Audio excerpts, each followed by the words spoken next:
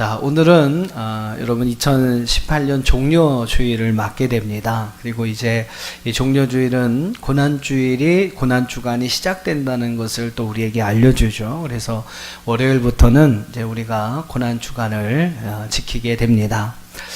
이 고난주간 동안에 특별히 우리를 위해서 고난을 당하신 여러분 예수님을 좀 많이 생각하시고, 한 주간 그냥 지나가는 시간들이 아니라 고난당하신 주님을 여러분 좀 묵상하고, 또 우리의 구원을 이루기 위해서 참 십자가의 참 참혹한 고난을 당하셨던 예수님의 모습을 좀 한번 그려보시고요. 또 그 십자가로 우리를 구원하신 그 하나님의 은혜를 이 시간 좀 감사할 수 있는 그런 한 주간이 되었으면 좋겠습니다. 그리고 가능하시다면 우리 여러분 좀 프랭카드 있는 것처럼 한 주간 우리가 고난주간 특별 새벽 기도회를 진행을 하게 됩니다. 가능하시다면 좀 새벽에 조금 일찍 주무시고요. 새벽에 좀 함께 참여하셔서 그리스도의 좀 고난을 함께 묵상하고 또 하나님의 주시는 그러한 은혜들을 함께 묵상할 수 있는 한 주간이 되시기를 바랍니다. 할렐루야. 예, 아멘 하신 분은 다 나오실 거라고 믿습니다.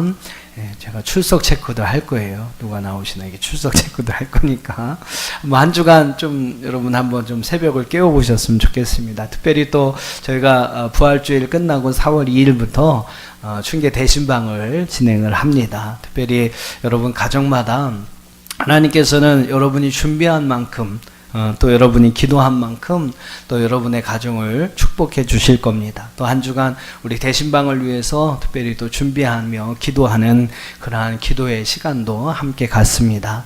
여러분 좀 함께 참여하셔서 마음껏 기도하시고 여러분 축복의 그릇을 넓히는 그러한 시간이 되었으면 좋겠습니다. 저희가 그래요. 아무리 제가 가서 또 우리 신방대원들이 가서 여러분의 가정을 위해서 마음껏 복을 빌어도 중요한 것은 여러분이 그 받아야 할 복의 그릇이 작다면 그만큼밖에 못 담는 겁니다. 하지만 여러분이 기도로 준비하면서 여러분이 담아야 할 그 복의 그릇들을 넓혀 놓으신다면, 또 저희들이 가서 마음껏 여러분 가정을 축복한다면 여러분이 준비한 만큼 그 하나님의 귀한 축복이 2018년 한 해 여러분의 가정에 함께하게 될 줄로 믿습니다. 저희가 저와 신방대원들이 가서 열심히 여러분 가정을 축복할 겁니다. 여러분 기도로서 많이 준비하셔서 많은 복을 담는 그러한 2018년 춘계 대신방이 될 수 있도록 또 함께 기도로 준비하는 시간이 되시기를 부탁을 드립니다. 자, 오늘은 종료주일입니다. 고난주간을 또 시작하는 그러한 주일이기에 함께 읽으신 본문의 말씀을 통해서 우리 고난받은 종의 모습을 우리가 함께 묵상하면서 이 말씀 속에 담겨진 또한 의미들을 우리가 함께 나누면서 은혜를 상고하고자 합니다. 오늘 본문은 고난을 당하는 메시아, 고난의 종에 대한 그러한 말씀입니다. 이사야 선지자를 통해서 기록된 이 예언의 말씀은 예수님께서 십자가에 죽으시기 전 거의 한 700여 년 전에 기록된 말씀입니다. 하지만 여러분 어떻습니까? 이 말씀을 이렇게 참 읽어보면요, 이사야 선지자는 예수님의 고난을 직접 눈으로 보고 기록한 것이 아닐까 하는 그러한 착각이 들 정도로 너무나 섬세하게 예수님이 당하신 그 고난과 죽음에 대해서 묘사하고 있습니다. 오늘 본문을 한 네 부분으로 나눠서 함께 은혜를 상고하고자 하는데, 먼저 2절과 3절을 한번 보세요. 2절과 3절에서는 고난받는 종의 모습에 대해서 이야기를 하고 있습니다. 여러분, 고난받는 종의 모습은 어떤 모습입니까? 자, 2절과 3절 같이 한번 읽어보겠습니다. 시작. 그는 주 앞에서 자라나기를 연한 순 같고 마른 땅에서 나온 뿌리 같아서 고운 모양도 없고 풍채도 없은즉 우리가 보기에 흠모할 만한 아름다운 것이 없도다. 그는 멸시를 받아 사람들에게 버림받았으며 간고를 많이 겪었으며 질고를 아는 자라. 마치 사람들이 그에게서 얼굴을 가리는 것 같이 멸시를 당하였고 우리도 그를 귀히 여기지 아니하였도다. 고난당하는 여러분 종의 모습은 2절 하반절에서 이야기하는 것처럼 우리가 보기에 흠모할 만한 것이, 아름다운 것이 하나도 없다라고 이야기를 합니다. 그리고 누구도 그를 귀하게 여기지 않았다라고 이야기를 해요. 그는 사람들에게 그래서 멸시를 받게 되고 간고를 많이 겪었으며 누구도 그를 조금도 귀하게 여기지 않았다라고 이야기를 합니다. 중요한 사실은 여러분 그렇다고 해서 그분이 정말 귀하지 않은 분인가라는 거죠. 여러분 그것은 절대 아니지 않습니까? 그분은 보시기에는 아름답고 흠모할 만한 것이 없을지라도 누구도 여러분 귀히 여기지 않은 분이라 할지라도 그분이 행한 모든 모습들은 너무나 아름다운 모습이었고요. 그분은 정말로 우리를 위한 귀한 사역들, 귀한 일들을 감당하여 주신 분입니다. 근데 많은 사람들은 그분의 겉모습을 보며 고난당하는 종의 그 겉모습을 보면서 그분을 판단하고 있더라라는 겁니다. 요즘 많은 사람들이 그래요. 많은 사람들이 그 사람의 어떠한 겉모습을 보면서 그 사람에 대해 판단하려는 경향들이 많이 있습니다. 그래서 여러분 실제로는 그 정도도 아닌데 사람들에게 어떠한 겉으로 드러나는 모습들을 뽐내고 치장하기 위해서 많은 사람들이 부단히 애를 씁니다. 명품으로 막 이렇게 치장을 하고요. 집은 사글세방에 살지언정 차는 외제차 이런 거 끌고 다녀야 하고. 그래야 어디 가서 자기도 이제 대접받을 수 있으니까 그런 생각에 많은 사람들이 겉모습에 많은 신경을 씁니다. 주중에 페이스북을 통해서 이런 영상을 제가 한번 접한 경우가 있어요. 여러분에게 좀 보여드릴 텐데 여러분도 좀 한번 보시면서 좀 생각을 해보셨으면 좋겠습니다. 자, 한번 좀 화면을 보시면서 영상을 한번 보겠습니다.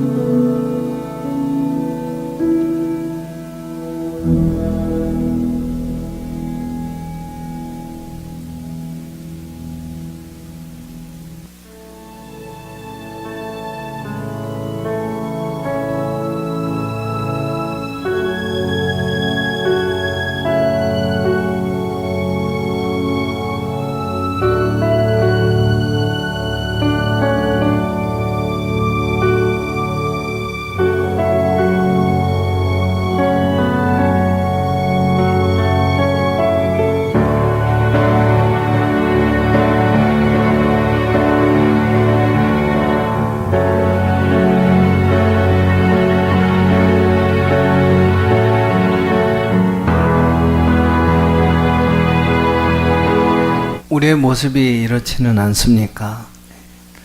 우리는 오늘 본문에 나와 있는 고난받는 그러한 종의 모습처럼 여러분 때로는 누군가에게 노숙자와 같은 그러한 모습으로 다가설 필요도 있습니다. 그것은 여러분 부끄러운 모습이 아닙니다. 복음을 전하고 누군가를 사랑하여 정말로 그 영혼을 구원하기를 원한다면 우리는 때로는 그 사람보다 더 낮은 자의 모습으로 또 섬기는 종의 모습으로 그 앞에 설 수도 있어야 할 것입니다. 또한 여러분, 우리는 겉모습만 보고 세상의 사람들이 그렇게 하는 것처럼 겉모습만 보고 누군가를 판단하는 그러한 잘못을 해서도 안 될 것입니다.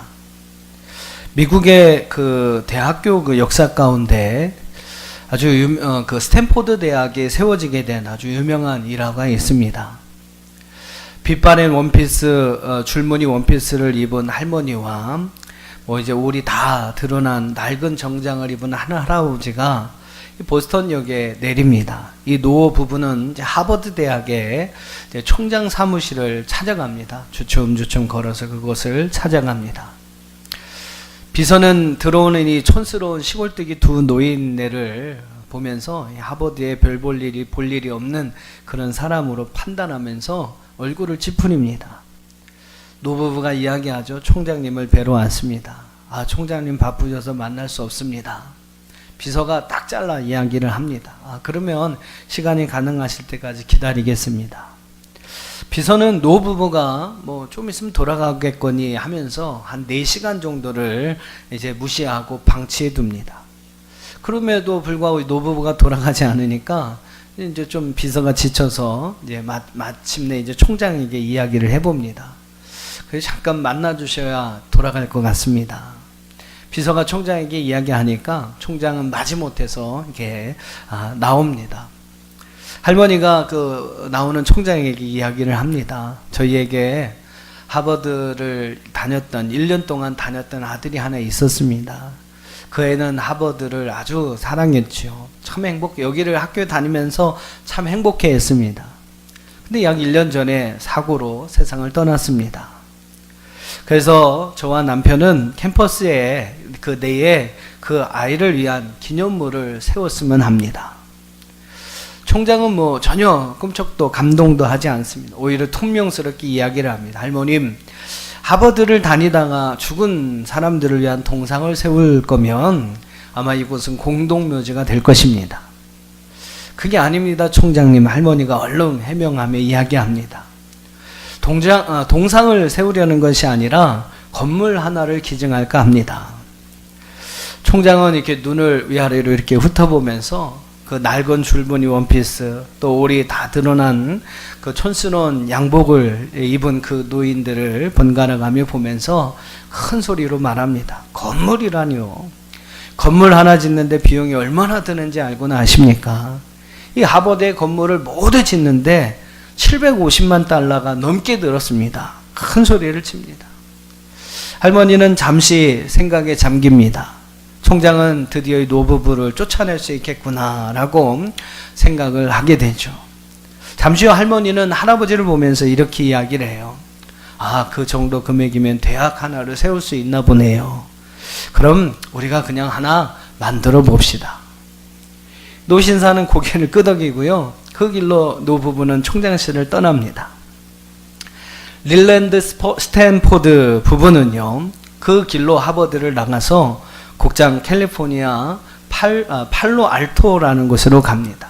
그리고 그곳에 이 노 부부는요, 자신의 아들을 기념하기 위해서 900만 달러를 투자하여서 그의 아들의 이름을 딴 릴랜드 스탠포드 주니어 대학을 설립하게 됩니다. 바로 지금의 스탠포드 대학의 전신이지요. 하버드 여러분 대학의 그 총장과 비서는 이 스탠포드 부부의 겉모습만을 보며 그들을 판단하다가 900만 달러의 기부금을 받을 수 있었던 것을 놓치고 말았던 것입니다. 여러분, 진정한 가치는 겉모습에 있는 게 아닙니다.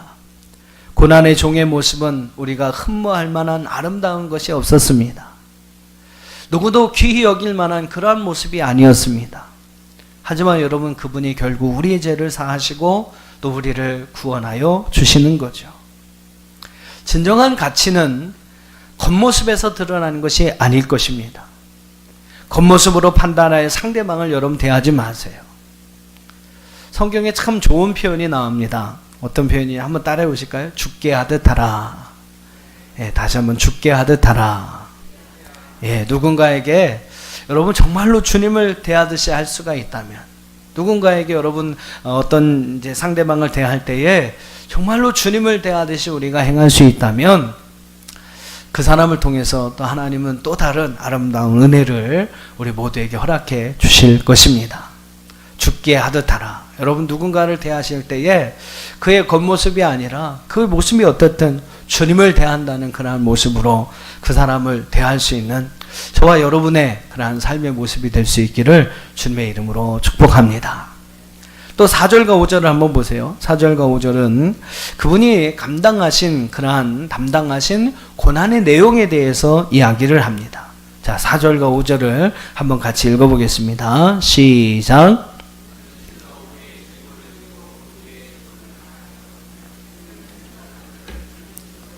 하나님께 맞으며 고난을 당한다 하였노라. 그가 찔림은 우리의 허물 때문이요 그가 상함은 우리의 죄악 때문이라. 그가 징계를 받음으로 우리는 평안을 누리고 그가 채찍에 맞음으로 우리는 나음을 받았도다. 할렐루야. 이사야 선지자는 고난의 종이 바로 우리를 위해서 당한 여러 가지 고초를 이런 말들로 표현을 합니다. 우리의 질고를 지셨다. 우리를 위하여 찔리셨다. 우리를 위하여 상하셨다. 또 우리를 위하여 징계를 받으셨다. 우리를 위하여 채찍에 맞으셨다. 한 걸음 더 나가서 6절 하반절에서는요, 여호와께서는 우리 무리의 죄악을 그에게 담당시키셨다라고 말씀하고 있습니다. 그렇습니다. 예수님은 바로 우리를 구원하시기 위해서 대신 고난을 당하셨습니다. 바로 우리의 죄악을 담당하셨습니다. 우리 때문에, 나 때문에 십자가에서 죽으셨습니다. 우리를 살리시기 위해, 바로 나를 살리시기 위해 주님이 대신 죽으셨습니다. 여러분, 진정한 그리스도인이라면 이 사실을 분명히 알아야 합니다. 예수님의 십자가의 은혜를 아는 사람이라면 나 때문에 라는 그런 고백이 나올 수 있어야 한다는 것이죠. 한번 따라해 보실까요? 나 때문에, 나 때문에. 하지만 여러분, 죄성을 가지고 있는 우리는요, 늘 뭐라고 이야기합니까? 너 때문에, 누구 때문에 라고 이야기를 합니다. 아담과 하와가 여러분 죄는 같이 져놓고요, 뭐라고 얘기하냐면 너 때문에 라고 이야기를 합니다.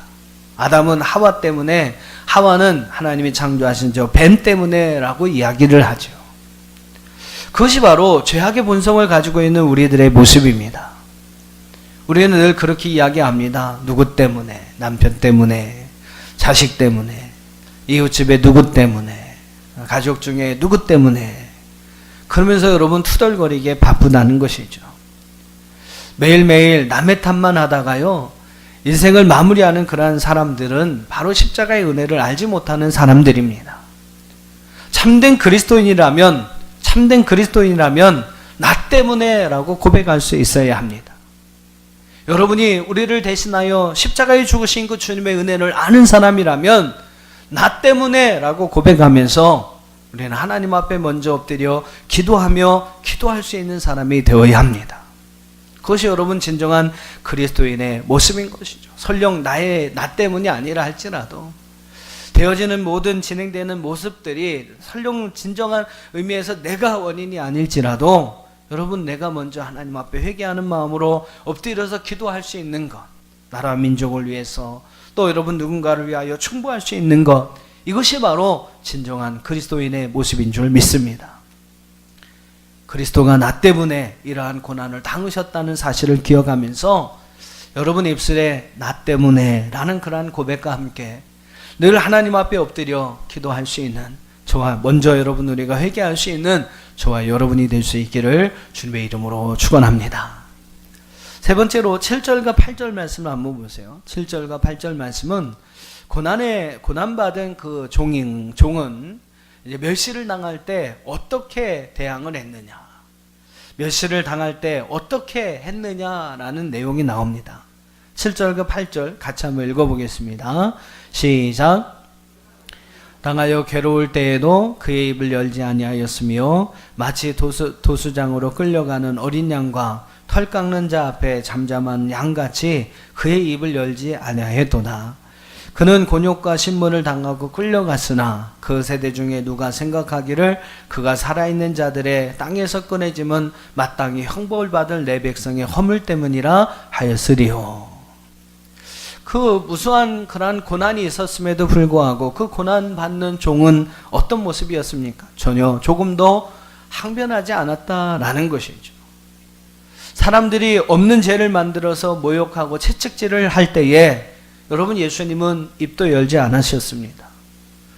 사람들이 그의 무지함을 이야기하고 그 십자가에서 내려오라고 외쳤습니다만 예수님은 자신의 무지함도 밝히지 않으셨어요. 그들이 조롱하며 십자가에 못 박을 때에도 그분은 침묵하셨습니다. 그들에게 분노하지 않으셨어요. 오히려 그들을 용서하셨습니다. 무고히 죄를 고발하는 그 사람들 앞에서 그분은 변명하지 않으셨어요. 군사들이 머리에 가시관을 씌우고 침을 뱉고 조롱을 하여도 그분은 저주하지 않으셨습니다. 그 길을 가는 것이 바로 온 인류를 구원할 수 있는 길임을 아셨기 때문에 그분은 묵묵히 그 고난을 참고 인내하며 그 길을 가신 것이죠. 그 엄청난 고난을 바로 우리를 위하여 견디어 내셨습니다. 사랑하시는 성도 여러분, 하나님이 뜻하신 일을 이루기 위해서는요, 고난을 견뎌낼 수 있는 인내가 필요한 것입니다. 여러분을 통해서 하나님은 놀라운 하나님의 계획들을 가지고 있으세요.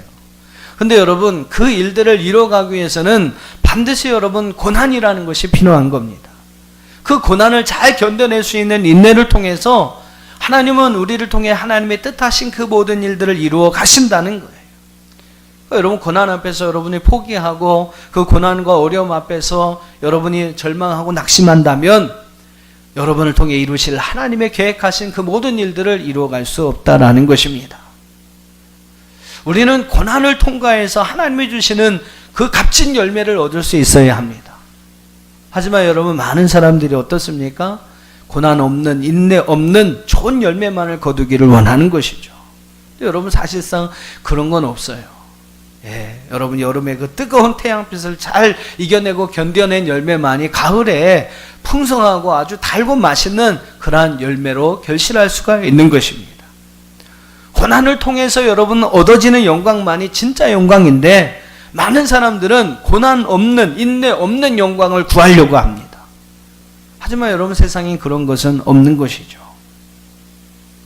사람들은 여러분 인내 없는, 고난 없는 그러한 영광만을 구하기 때문에 고난 당하는 것을 두려워합니다.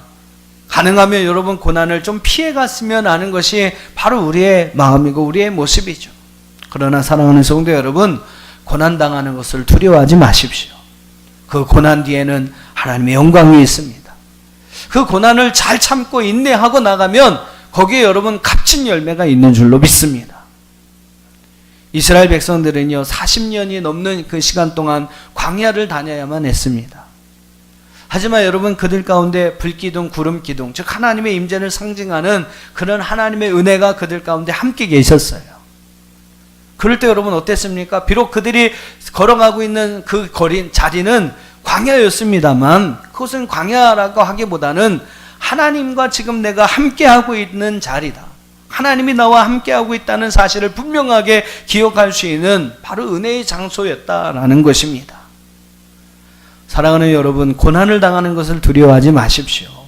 우리가 여러분 정말 두려워해야 하는 것은 고난이 있는 것이 두려운 것이 아니라 하나님이 혹시 내 곁을 떠나지는 않을까? 하나님이 나와 함께 하시지는 않을까? 함께 하시지 않는 것은 아닐까?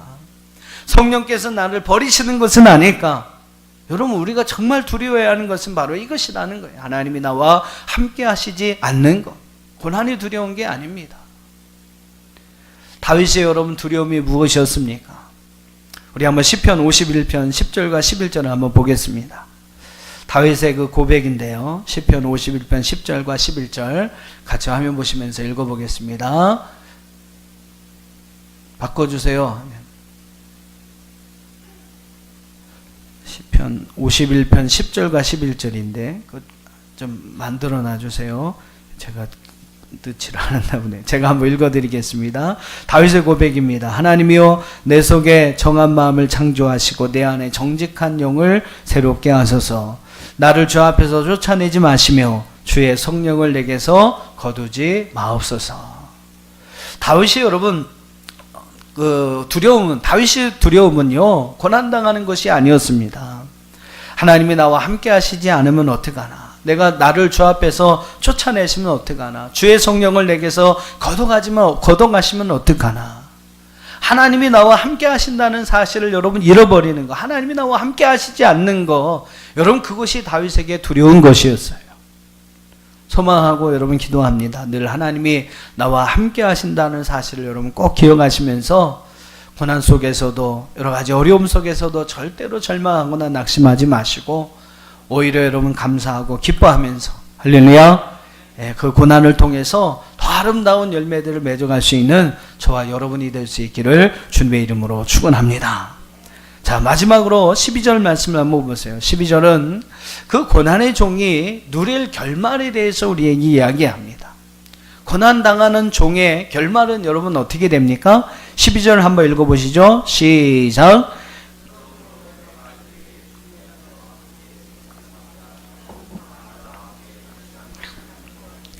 이는 그가 자기 영혼을 버려 사망에 이르게 하며 범죄자 중 하나도 헤아림을 받았음이라. 그러나 그가 많은 사람의 죄를 담당하며 범죄자를 위하여 기도하였느니라. 여러분, 고난받은 종의 결말은 여러분 어떤 것이었습니까? 12절은 분명히 이야기해요. 그는 존귀한 자와 함께 몫을 나누게 될 것이며 강한 자와 함께 탈취한 것을 나누게 될 것이다.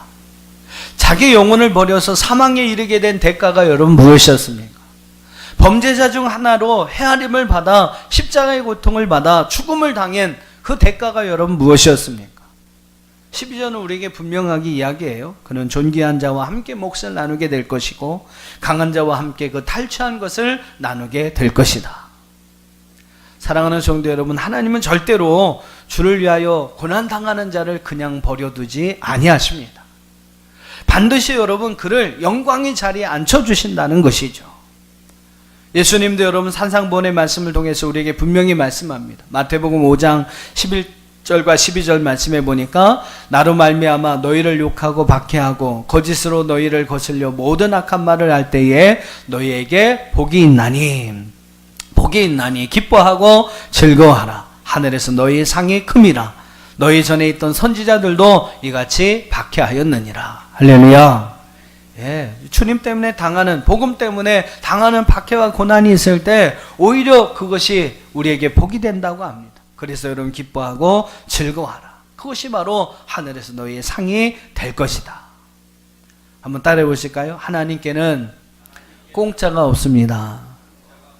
하나님께는 공짜가 없습니다.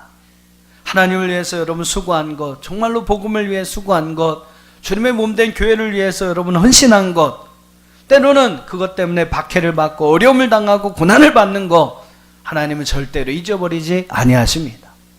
반드시 여러분에게 값진 열매로, 값진 은혜로 갚아주실 줄 믿습니다. 하나님을 위해 여러분 마음껏 고난을 당하시기를 바랍니다. 아멘이 약하신데, 그죠? 고난 당하라니까 아멘이 잘 안 나오시죠? 축복받아라 그러면 아멘 크게 하셨을 텐데, 여러분 하나님을 위해 좀 마음껏 고난도 당해보시기를 바랍니다. 하나님을 위해 여러분 마음껏 좀 수고하고 마음껏 헌신하고 여러분 자신을 희생할 수 있기를 바랍니다. 하나님을 위해 여러분 마음껏 나누고 베풀어 보시기를 바랍니다. 여러분이 희생한 만큼, 또 어려움과 고난을 당한 만큼, 또 여러분 나누고 베푼 만큼 하나님은 또 다른 풍성한 열매와 결실로 여러분에게 갚아주실 줄 믿습니다. 많은 분들이 저를 보면서 야, 참 많은 복을 받았다. 우리 정덕진 목사는, 다른 목사님들이 그래요. 복동이라고. 그래서 왜 그러냐면 이렇게 얼굴에 살이 많아서 그런가 이렇게 생각했는데 저보고 복동이랍니다. 복이 많죠, 제가. 그 복 많은 이유가 뭐겠습니까? 다른 거 없죠. 저는 분명히 압니다. 저희 부모님들이 그만큼 이제 헌신하고 희생하셨기 때문에 그에 대한 열매, 그에 대한 어떠한 대가로 제가 이렇게 먹고 사는 거죠. 한편으로는 참 그게 감사하고, 또 한편으로는 저 안에 그런 믿음이 생겨요. 아, 나도 우리 부모님처럼 주를 위해서 헌신하고 희생하면 또 하나님께서 우리 자녀들을 책임져 주시겠구나. 또 그들에게 또 다른 열매를 주시겠구나. 그런 여러분 이제 믿음을 갖게 됩니다. 사랑하는 성도 여러분, 고난받은 종의 결말을 한번 생각해 보십시오. 그것은 십자가를 통해서 온 인류를 구원하는 것이었고, 또 그것 죽음이 끝이 아니었지 않습니까? 바로 부활을 통해서 하나님의 영광에 이르게 되는 것이었습니다. 하나님께서 여러분 이렇게 존귀하게 우리를 세워주신다는 거죠. 마음껏 희생하고 마음껏 여러분 고난에 동참하십시오. 마음껏 헌신하십시오. 정성껏 여러분의 것을 주님께 드리십시오. 여러분에게 정말로 값진, 더욱더 값진 그러한 결말이 나타나게 될 줄로 믿습니다. 한 주간 여러분이 고난당한 종, 고난받는 종, 우리를 위해서 고난을 당하시고 죽으신 우리 예수님의 모습을 묵상하시면서 우리도 그 고난받은 종의 모습을 조금이라도 닮아갈 수 있는 그러한 삶을 살아가는 저와 여러분이 될 수 있기를 주님의 이름으로 축원합니다.